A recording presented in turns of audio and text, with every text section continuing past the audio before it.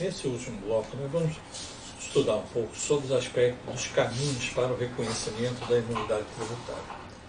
Nós temos um caminho que é o caminho que o governo federal gosta, de uma maneira geral, que é que você tenha esse processo, principalmente no tocante à parte previdenciária, com a comprovação do seu certificado de entidade beneficente de assistência social.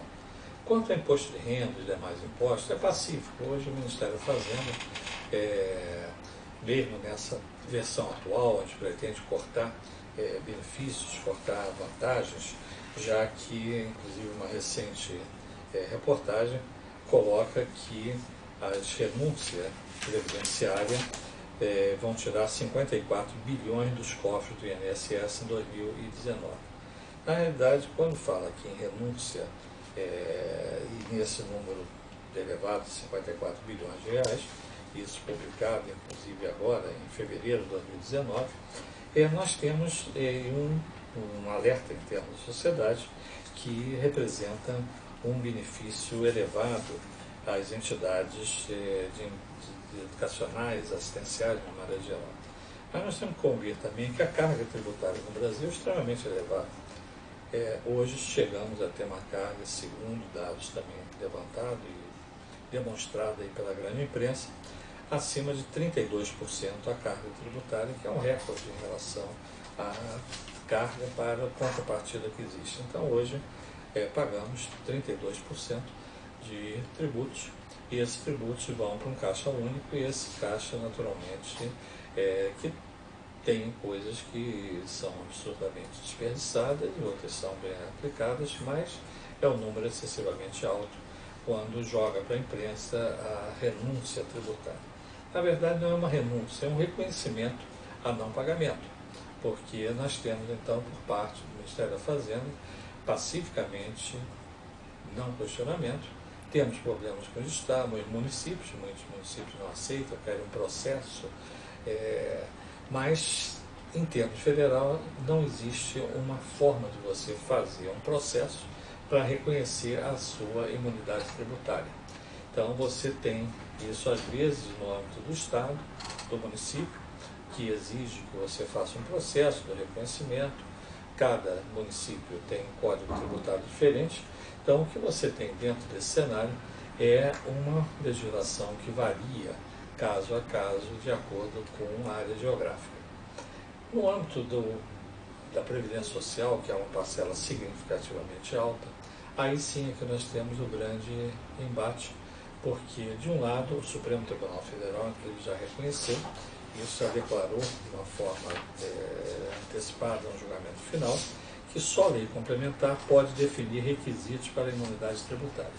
Então, esse julgado é um julgado que envolveu confederações, inclusive a própria Confederação Nacional do Estabelecimento de Ensino faz parte desse processo, mas ele já vem desde 2017 com esse entendimento do Supremo que só uma lei complementar que pode exigir que você tenha que ter um certificado de entidade beneficente. Mas, na prática, se você não tem o agente tributário de fiscalização, ele normalmente autua a instituição. E aí você começa uma briga jurídica que é sempre longa, porque isso requer discussão na Justiça Federal e você é réu, você passa a ser executado, e nessa execução você pode ter uma série de consequências, inclusive bloqueio de conta bancária, etc., de acordo com o despacho obtido por cada juiz federal. Essas cobranças administrativas impedem, inclusive, a sua obtenção de certidão de irregularidade, certidão negativa de irregularidade, a não ser que você tenha um parcelamento. Não interessa você parcelar, que você parcelar, você não pode questionar depois. Então, algumas instituições, inclusive defendendo as instituições educacionais, entraram na justiça, conseguiram, inclusive, o caso, por exemplo, do Sindicato de Estabelecimento de Ensino Superior do Estado do Rio de Janeiro, que o Instituto presta uma consultoria jurídica nesse sentido, ganhou em todas as instâncias, por várias vezes, a não obrigatoriedade de ter que apresentar documentos de regularidade fiscal para andamento dos processos das instituições filiadas ao sindicato. Observa que não é um benefício geral, é um benefício para quem é filiado a uma entidade que questionou juridicamente. Assim é o papel das entidades sindicais.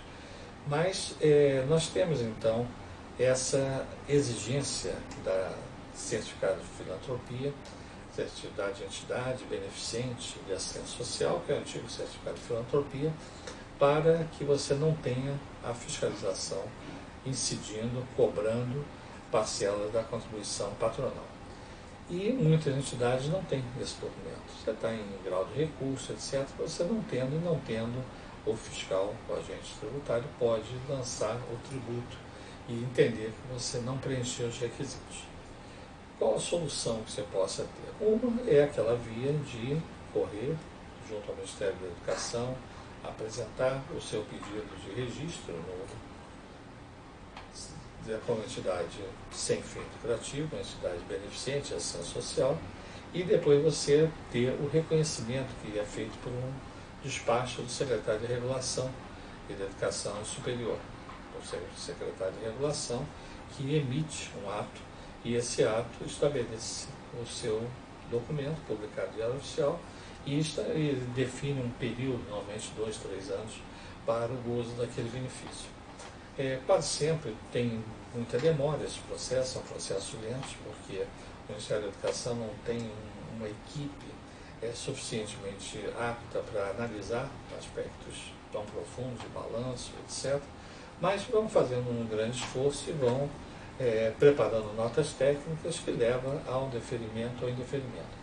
Hoje os deferimentos são talvez 20% no máximo e os indeferimentos acima dos 80%. Qual é o caminho que temos, inclusive, orientado as instituições a fazer? Buscar uma tutela judicial para uma declaração da sua imunidade.